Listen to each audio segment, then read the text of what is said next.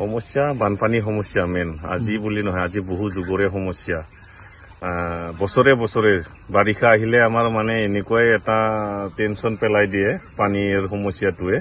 মানে থাকা লোৱা খোৱা মানে খেতি বাতি যি খেতি নকৰা সব অনিষ্ট হৈ যায় সেইটো এটা মানে আমাৰ চলাৰ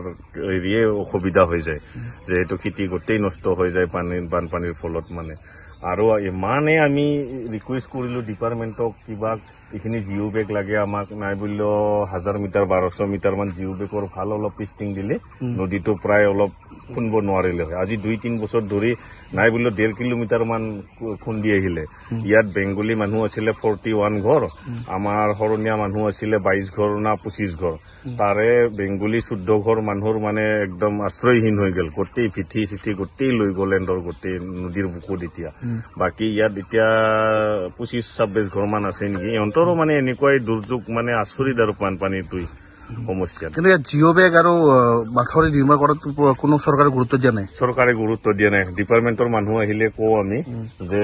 পিষ্টিংখিনি কিবা কাৰণত কৰি দিয়ক সেনেকৈ কৰি দিম সেনেকে যি থৈ দিলে আজি 4 বছৰ ধৰি এনেকেই পৰি আছে মানে বাৰিষা আহিলে সমস্যা আৰু মোৰ আপোনালোকৰ চেনেলৰ